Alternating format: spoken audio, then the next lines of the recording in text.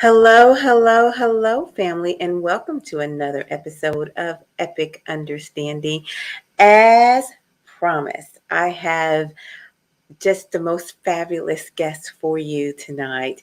And then on top of that, I have a special guest host. And I'm sure you're wondering what is this all about and what could the three most important steps be? Well, we're going to find that all out. TJ, are you excited for tonight? I'm very excited. Okay, good, good, good. And it just so happens you already know our guest host, Sequoia. Yeah, we go way back. Yes, we do. Excellent, excellent, excellent. So, before we get started, why don't you tell us all about your work and what it is that you do and how it is that you came about um, to be in this field? How did you come to this field? Yeah, that's a good question. Um, well, to start, because you also said a little bit about myself, I'll tell you I've got seven sisters, five older sisters, and we were kind of a wild family. We moved a lot, kind of, you know. I, I was born in '63, so we're talking the era of free love. So I started Okay. learning about women's desires and sex and things like that at a very, very, very young age. And Mm-hmm. um, went to college. My fascination with personal growth and with human behavior started when I was very young. And in college, wound up getting a girlfriend pregnant 2 months after moving in with her. And so I kind of just got my bachelor's degree and got out of college and started a company and became a father and all that stuff. And then when he was 18 years old, I had been studying Tantra and Taoism and things like that for almost a decade as kind of a side note. But when he turned 18 in 2004, I gave him the company that I had and the house I was living in and started doing this work full time, teaching workshops and traveling around. And mostly I was doing a lot of hands on work for a long, long time until that became, to be perfectly honest, came a little bit unsafe. So I started backing off of that and doing more writing. So I travel around the world and teach, write books. I've done a lot of consulting type of work. For example, for 6 years, I was teaching McKinsey and Mobius consulting firms. In case anybody doesn't know who they are, McKinsey grosses over $10 billion a year. They're the largest the largest consulting firm in the world. So I was teaching them energetic practices, a lot of Native American Tantra practices when it comes to grounding and becoming the best, highest functioning versions of themselves. So really, that's what I do mostly is I help people become better versions of themselves. I have helped probably in the neighborhood of 4,000 women go from a place of thinking they're broken sexually to being multi-orgasmic and comfortable in their bodies. And hundreds of couples that were on the verge of divorce, I've taught them enough practices to where they were able to revamp the love in their relationship and create polarity and attraction and have the skills to communicate and please each other in and out of the bedroom. So I've been doing it for a while, and now I'm spending more of my energy doing writing and workshops and a lot less time and energy doing hands-on stuff. That is awesome. Family, um, before we came on, TJ and I were bantering back and forth about just the different systems that you can use in order to have a broadcast, live the way we are right now. And so I'm just going to have a little StreamYard commercial, and it's this. There is something, I'm having bad weather, okay? I Hello? Can you hear me? Okay, Yeah. great. All right. Yeah, all good. Good. I am having bad weather, and because of that, all of a sudden I probably looked like I froze, or there was a black screen. There was something, but you could tell something was going on, right? Yes, maybe not TJ because he was, talking, but what happened was my system, went frozen. It went away. But because of StreamYard and the way it's set up, you guys were able to continue talking and continue the interview. And so I'm just going to go, yay. And I didn't, I didn't lose you. You didn't have to reconnect or anything of that nature. You were just able to keep going. And so that's just a really exciting thing. And since it happened, I just thought I'd give credit where credit is due. StreamYard, I appreciate you. Yeah, uh, I'll have so to try. awesome. So awesome. Um, you said a few things that I did hear that I want to ask you about. And um, you became a father very young. I didn't know that. I think that's very neat. But you are a romantic man. So. Well, to be perfectly honest, I had gone to Sweden for the summer to train in track and field. I was a high Uh-huh. jumper in college on the track team, and I had the pleasure of meeting a guy and influencing his life enough to where he wound up breaking the world record in the high jump, and he invited me to come out to Sweden and train with him. While I was in Sweden, one of my casual lovers, and I had a lot of those my entire life. I mean, there was a period of time in high school where I had a monogamous girlfriend, but most of the time I was very promiscuous and had lots and lots of lovers. And she was one of them. And she moved to San Diego and Mm-hmm. got an apartment, a really nice apartment right on campus. Uh-huh. And, pretended like she was going to the local junior college 12 miles away, but really turned out she wasn't. So Wow. I moved in with her, and mostly out of convenience. And she was hot and fun, but I had no illusions that she was going to be the right one for me. Okay. And, turns out she's bipolar. And Oh. she told me that she had had a abortion when she was in high school that went really bad, and that she was unable to have kids. So Mm. we never used any protection. And a couple of months after moving in with her, she got pregnant and told me it was a miracle baby, and that if I even mentioned the word abortion, she would make sure I never got to see my son. And she knew it was going to be a boy, and so did I. So I married her, and for my senior year in college, I had a wife, a child, 3 jobs, and I was on the track team. So I gave up some things like sleep and hanging out with my friends. And back then, we didn't even know we needed sleep. Most people weren't saying you did. Even Tony Robbins, who I've been training with since I was 18, you can sleep when you're dead. Now he's preaching sleep like everybody else. So Wow. we wound And- up divorced a year and a half later, right. and we're still And friends. oh, good, good. Did you so you got an opportunity to raise your son, and you gave him your business. What was your business? I took him away from her when he was 13 years old. I won a custody battle. My business I was a general contractor, so I had the license to literally build houses, but really mostly I focused on entry systems, gates, garage doors, front doors. And then eventually I bought a company that was called the Garage Door Store, which was the biggest garage door company in the whole Bay Area. And we had a Wow. jingle and everything. Oh, Yeah. I ask, how did that go? dare I I tried to ask? open it up. I tried to close it down. My garage door was giving me the runaround. I crawled underneath it on my hands and my knees. But my car's inside and I'm out here. Ooh, please. There's just one place I want to go for short. And take me to the garage door store. Yeah.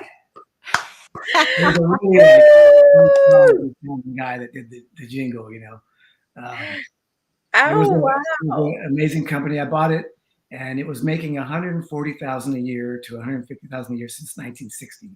And I bought it in like '89, and Mhm. within the first year, it was making $1 million a year, and the second year was making by the time I gave it to my son, a couple $1 million a year. He sold it. In fact, the guy that he bought it from came by today to bring me a bunch of gifts because he's so grateful. And he went by my son's house too. Every time he's in town, he comes by. So Oh my it wasn't gosh. what my son wanted to do. He's a music engineer and a rapper, and now he's a real estate agent, getting his broker's license, working for my best friend's brokerage. And he's a brilliant guy. And so I was looking to hire somebody to manage it for me. And he said, "Let me do it, Dad. Let me do it."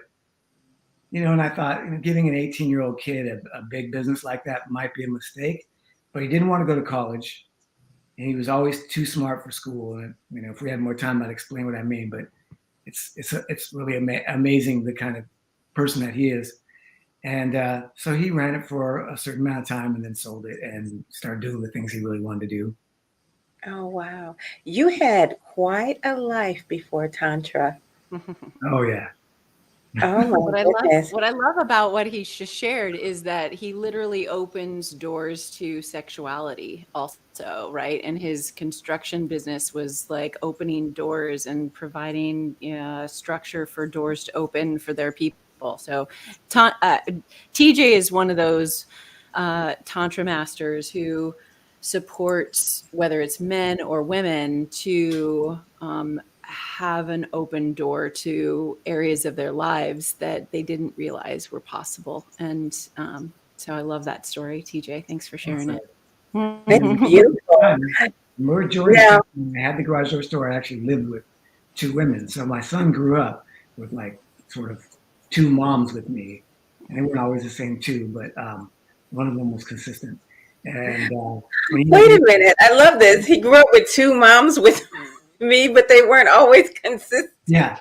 So it was Melanie and Gina, and then eventually Gina moved out, and eventually Ulrika moved in, and then eventually Melanie moved out, and then eventually Ulrika moved out. So he knew them all from day one. So one day I asked him, I said, was it really weird growing up with me? I really never had considered it. And he goes, no, it just seemed totally normal. Wow. Wow. Wow. Oh my goodness. I was really taking care of a lot of people, though. I was making a lot of money, but I was spending every bit as much. I was supporting many of my sisters, my family, my parents, always giving them money. And I wasn't really able to start getting ahead financially until after my parents passed away, to be perfectly honest. So one day I was laying in a hospital bed, and a girlfriend, Ulrika, she came with her best friend, who was a Taoist and a nurse. And I had my second herniorrhaphy, which is a hernia surgery for my lower abdomen. And it was my second one in like 5 years, and on the other side. And she said, you mind if I share some of my thoughts with you about why you're getting these hernias? I said, sure. And she said, in Taoism, we believe that the reason men get hernias is because they're giving away all of their life force energy, and they don't have enough to hold their chi in their body. So because you're supporting so many people financially, emotionally, sexually, you're bursting from the inside out, and you're going to be dead before you're 52 if you don't change that immediately. Wow. And again, having 7 sisters, who some of them have seen aliens, and so I always take that stuff with a grain of salt. But for some reason, I knew she was right. Wow. And so when they left, and I was laying in the hospital bed, and I'm 35 years old at this time, right? And I went, what am I supposed to do? I can't just cut everybody off. Sorry, mom and dad, you got to find a new place to live, or, I'm not going to pay your bills anymore, or your medical, or your pagers, or cell phones, or that stuff was going on. And as I was doing this, I put my arm down, and the remote control happened to be under the blanket, and the TV came on. And I went to my first Tony Robbins workshop in 1981. Okay. And when in my early 20s, I was on a fighting team, and we went to his workshops all the time. But to me, it was kind of like, a bunch of white people dancing off rhythm, clapping and jumping around. It wasn't something I thought it was too cool to do that, right? But my martial team made me do it. So here, all of a sudden, my arm hits the remote, TV comes on, there's Tony's big head. And he's big. I mean, he's a giant. He's 6'7", and he's, are you looking for change? Are you tired? And I was just like, okay, I'll buy everything. So I had read all his books already, because I've always been obsessed with this kind of stuff. But then I signed up for his Mastery University, which was a whole bunch of workshops, and I graduated from Mastery University. And the last one is called Date with Destiny. And, the first day of Date with Destiny, he's like, who wants to tell me why you're here? And everybody's jumping up and down, pick me, Tony, pick me. And I just kind of sit down in my chair, because I'm like, I have no idea why I'm here. And I know that Tony's, in his books and stuff, he talks about a masculine man knows what he wants, and he goes for 40. And I'm thinking, I'm going to sound like a total wimp here. You're like, I don't know. Back then, I was about 50 pounds heavier. I was a biker. And so I had these, giant muscles, and I was in a tank top. He's like, you, big guy with a tiger tattoo, because I got a tattoo on my shoulder here. Mm-hmm. And I'm thinking, man, I can't believe this guy's calling me. And I was like, why are you here? And I'm like, I just had to make something up. I said, so that I can manifest a new business for my son that will help my son. At the time, I hadn't bought the garage door store yet. No, wait, yeah, I had the other workshop. Anyway, I digress. So he talks to me for a minute, and then, tells me, "Oh, you're a cool guy. We're going to hang out sometime, you and me." And then next thing you know, I was a celebrity there, like 6,000 people. And every day, everybody's waiting to hug me. So it would take me 2 hours to get out of the workshop every night. And somebody come back the next day and go, "You hugged my roommate, and it changed his life. So will you hug me?" And I'm thinking, am I supposed to be like the skinny white how am I going to make a living hugging people? I don't understand. So I was so confused. And so, the end of the workshop, toward the end, he does this meditation, right? And you're jumping up and down. And the idea is you get everybody in a peak state, get out of the beta wave brain waves, and get into your autonomic nervous system. And so we're jumping up and down, we're high-fiving, we're clapping, and then all of a sudden the lights go off and it's calm music, and he does a guided meditation.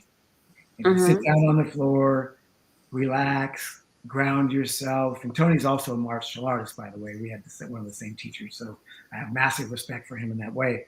So I'm doing exactly what he's asked of me, and he's illuminating the fact that every single person has their own mission on the planet.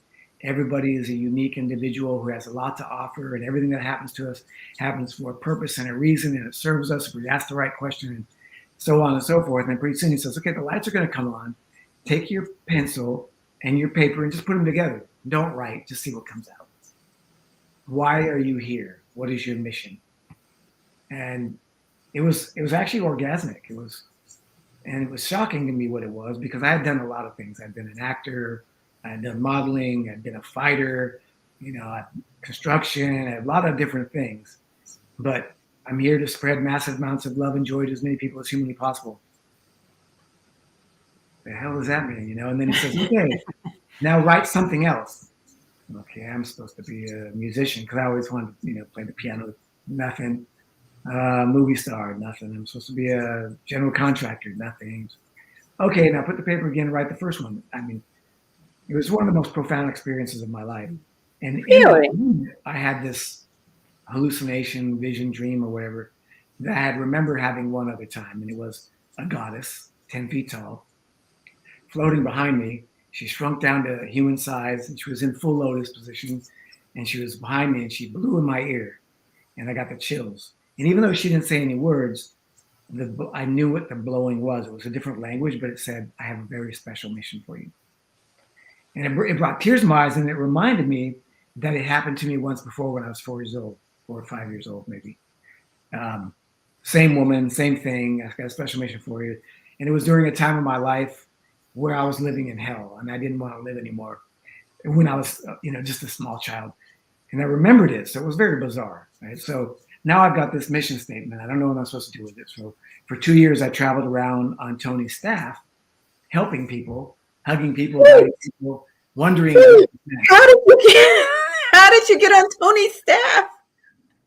I was just there all the time. So, all you have to do is volunteer and be somebody that they like. And everybody loved me. So, I wasn't getting paid, and I was spending a lot of money going to Fiji and Florida and all the places like that. And, try not to take too much time on this, but I met a woman at one of the workshops, and I was fascinated by her. She was very badly disfigured and burned on one side of her body. And from the other side, she was one of the most beautiful people I'd ever seen, like flawless skin. And she had so much confidence, and she was such a great dancer, and she had such a sexy body. And, and she came up and started talking to me, and I was like, well, this one was really fascinating. So we started hanging out, and we started planning to go to some of these workshops together. I invited her to San Jose, long story short, and I noticed that she was less mature than my son, so I broke up with her. I realized, very quickly that, oh man, because she was much younger than me. And I thought, it's just a number. And suddenly it hit me like a ton of bricks. So she said, okay, we're still friends. We'll go to the next workshop together. And she wanted to stay in a place that was way out of my league financially. She had a lot more money than I did. So we met there the first day, went off to the workshop, and I came back and there was a note. I realized I'm in love with you. I can't be in your presence. I went home. Sorry. And so then I'm thinking, I'm not going to pay, $1,100 a night for a hotel when I'm a volunteer here. I got to get out of here. And so I went back to the workshop and I was, trying to figure everything out. And I had called my assistant and asked her to start looking for flights. And I was really kind of depressed, which is something I don't experience very often. I had my hands like this, and a guy recognized me. Oh my God, TJ, I met you at, wherever. And he was this really nerdy guy. And he's like, what's wrong? You don't seem like yourself. And I said, everything's fine. I'm just, trying to figure out a way out of here. And he literally started crying. Oh. What do you mean you're leaving? You're my mentor. You're like my idol. I want to be you. Like, you can't leave. And I just instantly said, I don't know. It's okay. I won't leave. I don't know why I said that. And I don't believe in lying. So I was like, okay, now I got to stay. The hell? I don't understand this. And so then again, I got my hands covered over my face. And I'm there for about 10 minutes. I'm thinking, now I have to stay.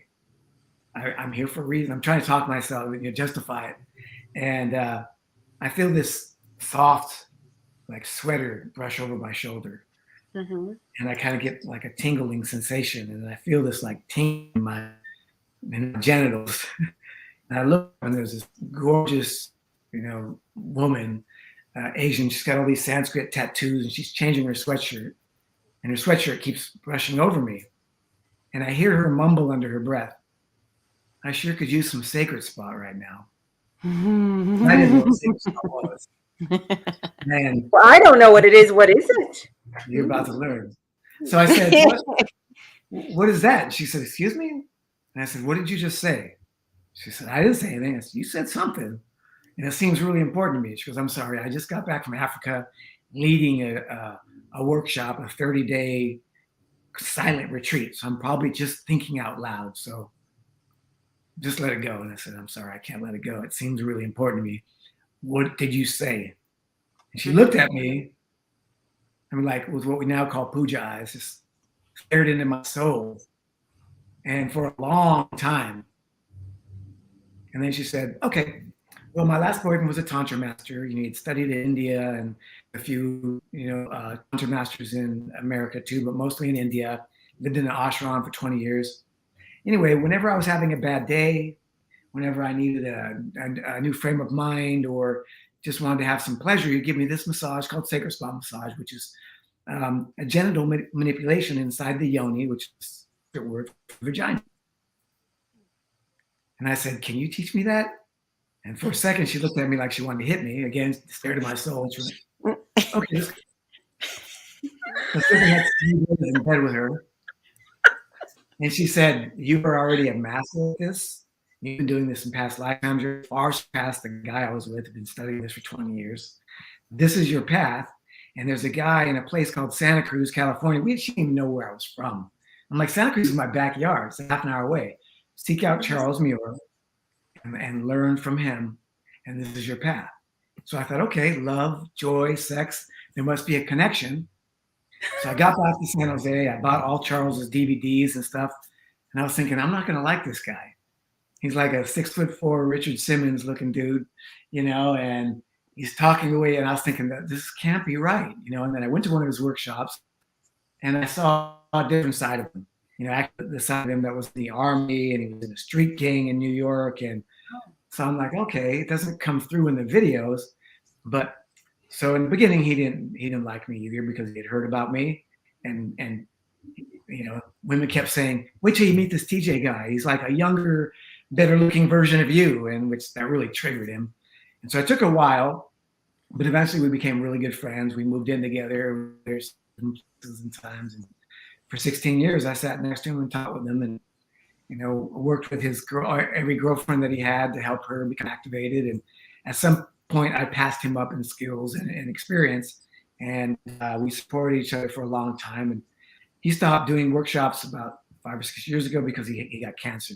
But he healed from cancer 3 different times, and now he's getting ready to start teaching workshops again. I was a volunteer with him, like I was with Tony. He didn't pay me, but I made my money on the sessions, and I showed up next to him. And meanwhile, I also studied with everybody else I could, including a Taoist master, Mantak Chia, who teaches kind of a different angle of conscious sexuality. And so in that process, I've helped over 4,000 women, again, like I said, go from being, considering themselves broken and not having anything but pain to becoming somebody who experiences pleasure and multi-orgasmic and all that, and helped a lot of couples learn these. And right now I teach a lot of that. My last workshop I taught a few months ago was in Denmark, and it was a group of doctors and psychologists. And one of them had come to one of my workshops and had me come out there. And so I had a meeting with the men from that group 2 days ago. Really intelligent, high-functioning group. And their biggest problem was they don't have enough time to practice. Where usually we get in fights and stuff like that, but they don't fight. So all of those things are what's going on in my world now. Getting ready to leave to Egypt on the 16th. And I mentioned after that, I'm going to be going sailing with another guy he created a company called ISTA, International School of Temple Arts, which is teaching Tantra all over the world now. Baba Des, a good guy to work with. And we'll be sailing for 3 weeks. And it'll be the first real vacation I've had in longer than I can count. Because usually I go to these places, but I'm working. Wow. TJ, oh my gosh. So conscious sexuality, and what's that massage that you had to give? Yeah. Sacred Spa? Sacred Spot. Spot. Sacred So Spot. it's a spot. If you were to put a clock in front of your second chakra or your genitals, at 12 o'clock, you go inside what most people call the G spot, which is a little rougher than the other areas and swells up when you get turned on. Behind that is an energetic access point or meridian that Charles Muir coined sacred spot. In the Tantric text, it's called Yoni Nadi, but Charles has actually created a whole workshop around that spot. And that's where I met TJ. TJ was the first Tantra Master to perform Sacred Spot on me. And as he's mentioned, I was one of the 4,000. And it transforms your entire experience of being a woman to have this kind of healing massage done so that you can get through and process what's stuck in your neurology as a woman. Wow. Really beautiful. And this is amazing. So Sequoia, I must say I love your name. I just do. So everyone, this is Sequoia Stanford. She is amazing. I've had the opportunity to listen to her be interviewed several times, and then I had the opportunity to connect with her behind the scenes. And so I'm just going to ask you, Sequoia, if I said, what is Tantra in 5 words, what would you say? You're going to limit me to 5 words, TJ. Do you think you can do it? 5 words. I'm going to try to say it less words.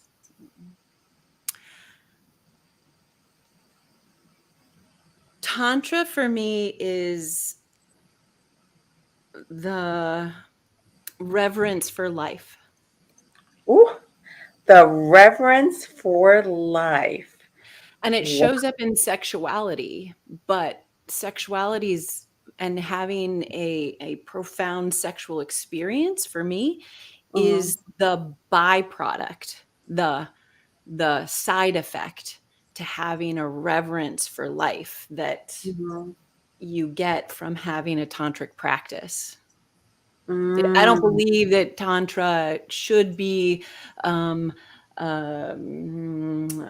don't think it should be tied to sexuality, but it is, right? That's just what we're living with. And I don't know what you think about that, TJ, but the reality is that it's really an ancient neuroscience of how to find pleasure in life no matter what's going on, whether your screen is black and you're in the middle of, a podcast and, you're freaking out, but that you find pleasure in the experience of being alive and having this challenge allows you to connect to the pleasures in other areas, including sexuality. So, I wonder if I'm nearing a Tantra mindset for myself, because I have a lot of challenges. I really, really do. But I've really gotten to the point where I just enjoy the journey. Where, something really annoying and unfortunate and dissatisfying could be happening, and I'm just like, well, I guess I better enjoy figuring this out. I don't necessarily like it, but I guess I better enjoy figuring this out. Yeah, I believe that that's where what we're all here for. Like I call it Earth School. We're all here on Earth School with a life purpose that we've incarnated with, and many of us are like on bumper cars. Like we bump up against something and we're like, oh, that didn't really work. And then we go a different direction. Oh, that didn't really work. And it's like, oh shit, what? I don't want to actually bump up against shit. But the reality is that that's where we learn. We learn through bumping up against what is not our pleasure to find our pleasure. I think you're right in that. Wait a minute. I'm going to tell you something. This is fun. I think we have a volunteer who he wants to help with the with the spot, maybe. Well, I recommend studying with TJ first, because just going into the sacred spot and not knowing what you're doing is not going to get the results that you want. So don't you agree, TJ? Wait a minute. Now, maybe he didn't mean it that way, but I think he did.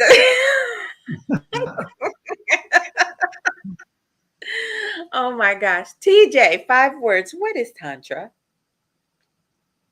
Tantra is the 9th yoga. It's the yoga of relationship. And it's, I don't know if I can keep the 5 words, but imagine Buddhism. If Buddhism celebrated sexuality and personal growth through sexual pleasure as a path to God. So it's a spiritual discipline that dates back. There's different lineage. I've studied Native American Tantra and pre-Hindi Tantra. And pre-Hindi Tantra was a matriarchal society, which means women were really the ones that said whether we were going to war or not. And there's white Tantra and there's red Tantra. White Tantra is your self-love ritual, your yoga, your asanas, your pranayama, your breathing exercises, all the things that 𝐊𝐶𝐄𝐈 mentioned about mastering your personal life. Where the analogy I like is a garden.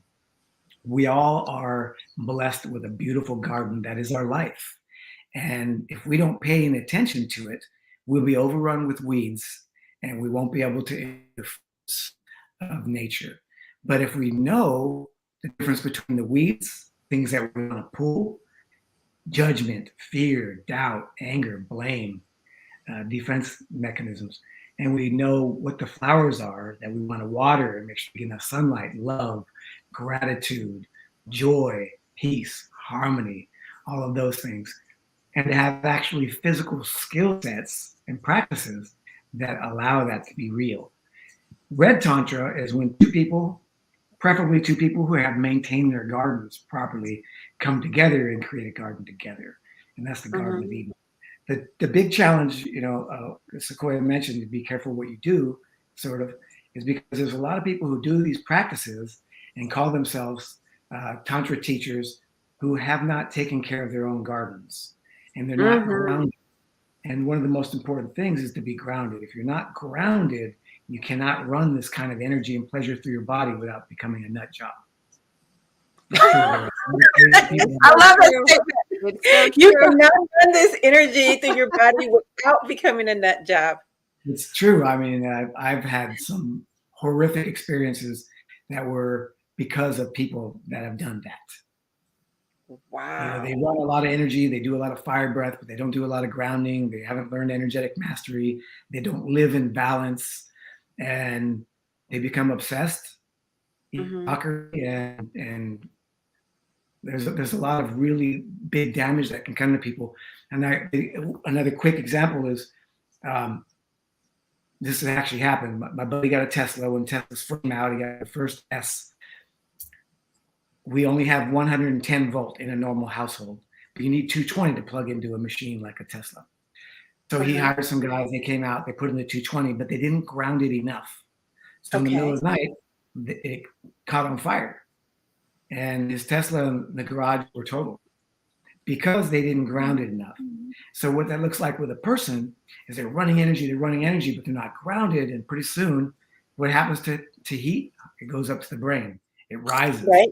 And then next thing you know, there's obsessive circular thoughts, and there's suicidal tendencies, and there's all kinds of craziness.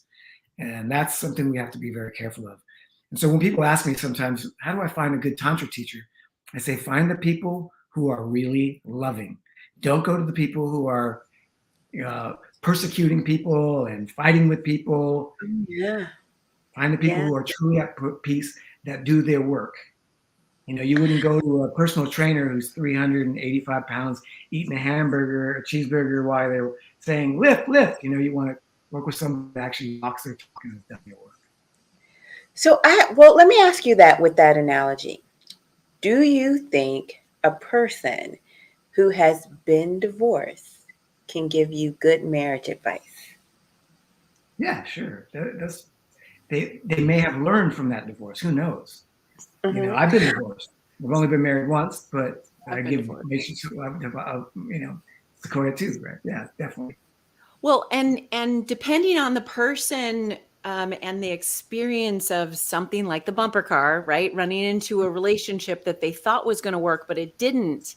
What they do with that experience is more important with whether or not they've had that experience. So to be a divorced person doesn't mean you're broken in relationships. It just means that you had an opportunity to then train yourself to be the kind of relationship person that you wanted. And for me, and also for TJ, that's what we did. Like, I've literally was divorced 12 years ago, and I spent the 12 years figuring out like what makes a good relationship and how do I, as a female, want my relationship to show up. And that, I think, it can make anyone better at relating to another person. And I think that challenges in our lives doesn't mean we're broken people. It means that there are opportunities for us to actually become the person that we were meant to be in this lifetime. And divorce, I think, does that for people. I agree. And it also means that you're normal, because in America, first marriages fail more than 50% of the time. Second marriages fail more than 60% of the time, and so forth. So really, we are not taught how to be in relationships. When we're in school, we're taught how to compete with people, how to compare ourselves with people. When we go in, religion teaches us that everybody's flawed and needs some outsider to save us. Really, we're not taught about tending our gardens and treating people with respect and communicating consciously. So it's a setup for failure. The majority of people that get in a relationship, two good people with great intentions, who don't have the skills to be in a relationship. Yeah, we're just not taught that. I mean, we're frankly, not taught how to have a sensual experiences through sex education, because sex education in this country, at least in America, is more reproductive education. So not only are we teaching for good sensual education and up-leveling of our sensual practices, we're not teaching someone how to utilize sensual connection to be a good partner. And I believe that's one of the things that Tantra can provide. As a matter of fact, Charles Muir, wrote a book on the art of conscious loving. And that's Ooh. for him what Tantra is, conscious loving. And, you know, I have a teenage adult daughter. She's 19. And for me, I want a world for her where she is supported by society to find conscious relationships and conscious loving practices, whether she chooses to be married or she chooses not to be married. And I think that's one of the things that's actually lacking right now in our societies around the world. But Tantra actually is a great avenue to really learn about those practices. Mm-hmm. So, what is the name of that spot again? Sacred. Ah, Sacred. your Sacred. sacred spot. Mhm. Got it. Sacred spot. Is a massage in your sacred spot considered sex? No, Oh, that I is wouldn't such a good consider question. sex, but sexual. But here's the thing: is that what most men do not know, and a lot of women don't know it either, but is that you don't want to touch the sacred spot until the entire center is open. So the number one reason why so many women have so much pain in their bodies when they have sex or when somebody sticks a finger in or anything else is because they're not ready. We call it PP, premature penetration. And I wrote a Okay. song about it back in the day. OPP, no PP, No PP. no premature penetration, right? And Yeah, I'll tell yeah. you guys, you will know because it becomes magnetic. The yoni will start trying to suck the finger in, and the woman will start moving her hips around. That hasn't Mhm. happened yet. Just keep doing other things, and we teach a whole bunch of things to get somebody ready for it. Usually it's an hour of massaging and breathing and sounding, using the tantric keys for moving energy and activating before we ask. And source tantra, Charles teaches to ask permission. May I enter you? Time doing a session, especially somebody who's not a lover or a stranger, um, we ask, and we don't ask until the body's begging for it. Once the body's begging for it, may I enter you now? And then when they say yes, please, I thought you'd never ask, wait another 5 minutes. Make them really want it, and which is the So, opposite of what we've been taught to do. right, right. I would say yes. You know, if uh if people learned this early on, there would be no rape, I imagine. Well, there certainly wouldn't That's be an rape. interesting question, because I think that, you know, most of the time the people who rape are psychotic in some way. You know, they have Mhm. some emotional. It takes more than just being super horny and not having anywhere to do it to become a rapist, in my opinion. But Well, I do maybe believe I that should take that back because rape is awesome, often about power and control, but it is power and control over another person versus a internal power and control. okay. So let's jump in the DeLorean right now and go back 2,000 something years to the matriarchal tantric portion of the world. Okay. Sequoia, Erica, there's Yeah. 2,000 men with spears. They're going to be here in 10 days. You two and the other Dakim, which are the high priestesses, get the men who are strong and big and fast, guys like me, and you take us down to the river Hmm. and you do these sessions with us where you make us feel very loved and very powerful, but you tell us you got to go out there and you got to protect us. You're a killer, and we go out there and we kill all these guys, and we're not allowed to Hmm. come back to the village. We meet you again at that same river, and not until you two or whoever the high priestesses are say we have loved the PTSD out of these guys. It would be safe for us to go back to the village where there are women and children. That's not what happens now. People go off to war and they fight and they kill and they get terrified and they come back and they're all messed up. People go to prison. A lot of times for something they didn't do. They get raped, Hmm. they get traumatized, and they come out, and then that's who they are. Sometimes it's just a somebody is just a nut job, a crazy person anyway. But often it's somebody who's been traumatized, they've been raped, something's wrong with them, and our society doesn't take care of that in the way that they did in the days that I'm visualizing. Wow. You know, what I heard from what you said is that we don't love enough. We don't love our warriors enough. It's true. And I was Mhm. just We don't talking to heal a guy. them. Well, We well, we don't. don't. We also don't heal them. We also don't. Right. We ask them to do atrocities, and then we don't help them to erase that from their nervous system. Yeah. Mm, A perfect example is, First Blood, the first Rambo movie, First Blood mm-hmm. with Sylvester Stallone. This is what was happening to a lot of guys. They were all Vietnam, and because we didn't win that war, everybody was just abusive to those guys when they came back. And Right. a lot of those guys turned into psycho killers and all kinds of other stuff.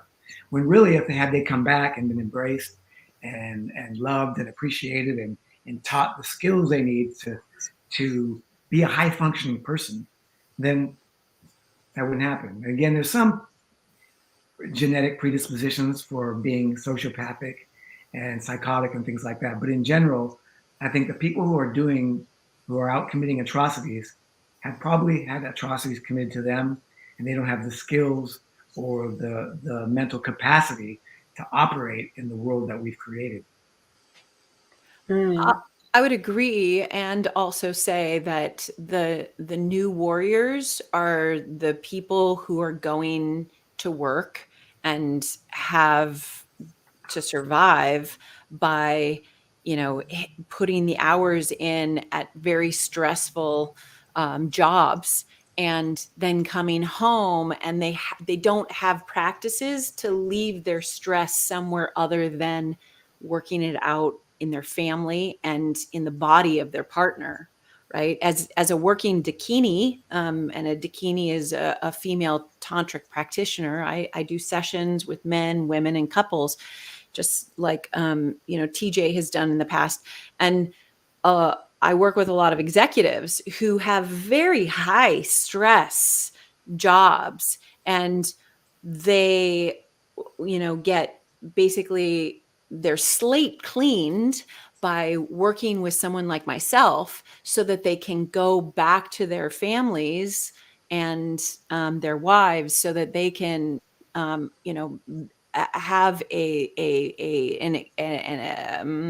an offering of love that's not distorted by the stress of work. And that's the modern day, warriors that TJ is talking about. mm, I was just talking to a guy the other day at a property that my friends and I just purchased, a golf course, and he's a guy that just got a job there, and he was telling me that he fought in Kuwait and Iraq, and he's 75% healed, he said, because he did a bunch of different programs, and he's one of the healthier ones. But still, you could see the pain on this guy's face because we don't really have the programs. But there's all kinds of other traumas other than war. Sometimes people are traumatized just going to high school or mm-hmm, college, or mm-hmm, by their mm-hmm. parents, by their father or their uncle, or where they grew up. And so there's a lot of trauma. And what we don't understand is that we can shake trauma off. So I'll give you a quick example. If you ever almost hit a deer or a dog and they, they're terrified, and then they get away from the terror, and then they shake for 2 minutes. They shake so much, and then they walk Mm, away. Fine. We need to learn how to have people shake it off. And literally shaking the body is something that we do when we're really terrified, but we're not shaking enough to shake it off. But also, a more fun way is to go to somebody. For example, I would send a guy to Sequoia. Now, he may have trauma stuck in his body, which is, energy is much like water. It can get frozen, it moves similarly, it's particles and waves. It can be stuck in the body. And then by mm-hmm. utilizing breath, movement, sound, visualization, and getting the body filled with oxytocin and dopamine and phenylethylamine and serotonin, where this guy just feels so loving and so lovable and so loved. And all the while she's telling him the things that he needs to hear because she did a very careful intake. She knows what pain points are, at least as much as she's able to articulate. And she'll also be able to read more in his body, to be able to say to him, "You are enough. You are a good man. You deserve to be loved. You're going to get through this." And those things are going to go so much deeper when he's not in the normal beta wave state. It's going to go into the autonomic nervous system, and he might leave that session feeling better than he's ever felt. And then after a series of sessions, often they may have no more real PTSD. So, June is Men's Health Month, and mental health is very important to me as it relates to men, and I promote positive masculinity. So, I wanted to mix that all together. And what what do you think masculinity is, TJ? So I'm going to tell you a little bit about the energy bodies. In our body, we have 7 major energetic centers, right? We call them chakras. Okay. Yeah. So each chakra has its own responsibilities and gifts. So the pelvis is the center that will provide the energy that we need to be in our driver's seat of our body. For me, my masculine energy is in my second chakra. For you, it's in your heart. So my wand, my genitals, they stick out, right? Because energy leaves that chakra. We're magnetic beings. But my heart is magnetic. The opposite is true for you.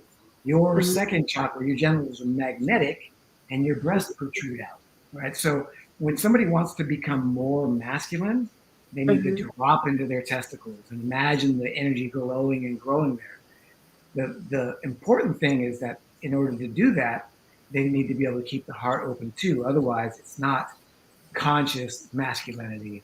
It's unconscious masculinity. And one of my favorite interactions. Conscious versus unconscious masculinity. Ooh, I'm digging that. Robin Williams, I was lucky enough to hang out with him for a couple of weeks. But one of the jokes he would tell is, God really messed up when he created him because he gave him a brain and he gave him a penis. And we ended up to have one at a time full, which is kind of true, right? So often when a guy gets turned on, he closes his heart and then he's no longer conscious. He's no longer loving. And he maybe closes the other chakras that are about consciousness. So teaching people how to just turn up the volume. So imagine that it's a speaker. You have speakers in your room. You have a speaker, a speaker. I want to be more masculine. I'm going to turn up the volume on my second chakra. I want to be more loving. I'm going to turn up the volume on my heart chakra. I want to be more clear in the signals that I'm sending and receiving. I'm going to turn up the volume on my throat chakra. But I'm not going to close them down.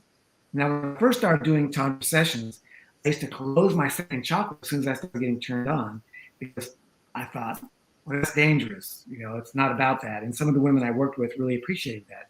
But eventually I started working with more and more empowered women that had a different philosophy. They would say, I hate when you do that. I want to feel your masculinity. I want to feel your erection. I want to feel that energy. Stop closing it. So I said, okay, I can keep it open, but bring more energy to my heart so that it doesn't become about that chakra. Wow.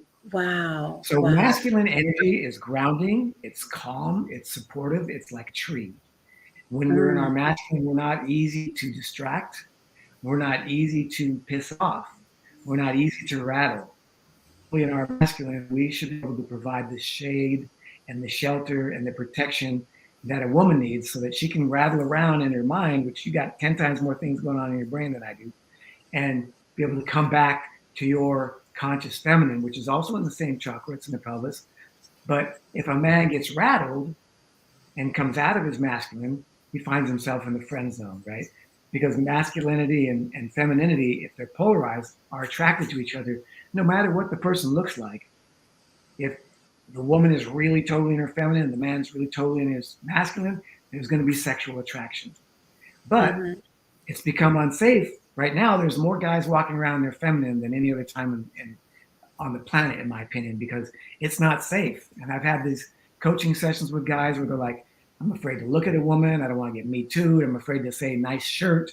I'm afraid. And then couples come to me and they say, we're not, we don't have any, we love each other. We're best friends, but we're so not attracted to each other. So we need to teach them to repolarize so that he has energy down there and she has energy down there. And then they can be attracted to each other again. Wow. I have so many questions I want to ask you, but I want to have Sequoia jump in here And I want you to pretend that TJ is coming to you for Tantra. Oh my I'm, goodness. yes, I'm curious. What What do you kind of want? things? Yeah, Yeah, go ahead. what kinds of things might you whisper in his ear? Oh my gosh. Well, I have to say that every session is unique to the person, and Uh-huh. it's sacred in my opinion. So it's also confidential. So generally speaking, it would be something that's tailored to, like what TJ said, is what he shared with me that he wants to get out of the session, but also the things he's wanting to work through. Mm-hmm. So what I tend to do for men like TJ is honor who they are in the world and acknowledge who they are in the world. So I would say something to the effect of, thank you for being a man who is healing women around the world.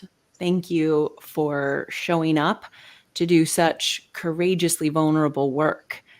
Thank you for healing me. Thank you for being a space for my femininity to be held in your masculinity. Those are the kinds of things I Ooh. would say and have said to this beautiful man. Um, thank you. Um, and it really is a witnessing of another person. To Mm-hmm. be whether you're male, female, non-binary, when you practice tantra with someone, you're literally looking into their soul, holding that soul like the precious baby that was born from a mother, and witnessing them exactly the way they are and exactly the way they aren't, which is an honor.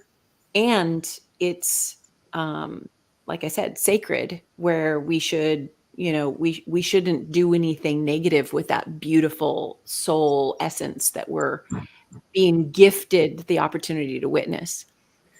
So fascinating. Absolutely delicious. I'm wondering, um, how can we express a tantric mindset without sexuality? Um, how can I walk through life and breathe out and experience this connection on a day-to-day basis? By looking at life through the lens of love. And what Mm-hmm. that means is, the quality of every interaction, of every interview, of every relationship, of every life is a direct reflection of the unconscious and conscious questions that we're asking all the time. Mm-hmm. And if people are asking, what can I get out of this? Or what's wrong with myself? Or am I enough? Or, why did my dad do this? Or why did they're going through the lens of judgment. It's impossible to be in a state of love and a state of judgment at the same time.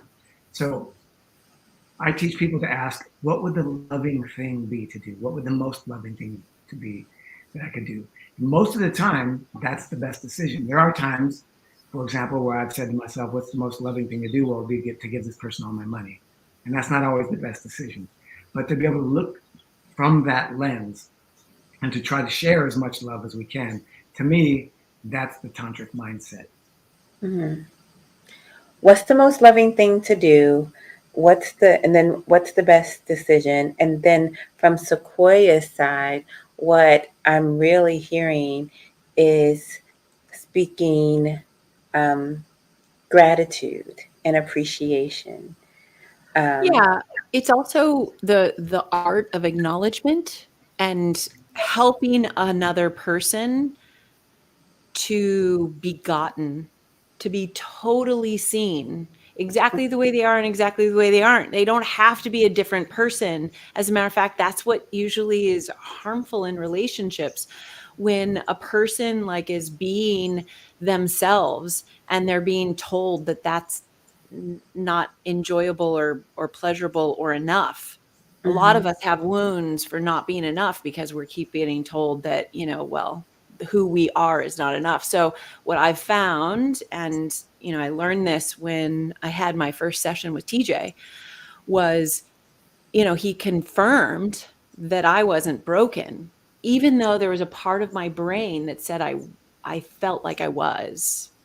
And he acknowledged the innate core soul that wanted to be seen and gotten and loved, and not sexually, but just acknowledged and appreciated and witnessed for who I am.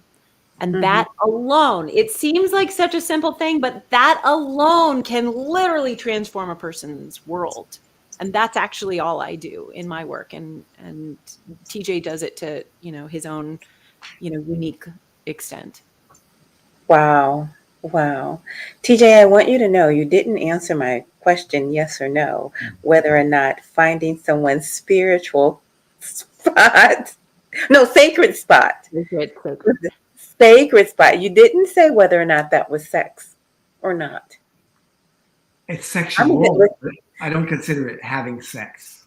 To me, having sex means that there's going to be some yoni lingam contact. There's going to be penetration with the physical member that, but a lot of people, different people would disagree with that. But I think you can be sexual without having sex.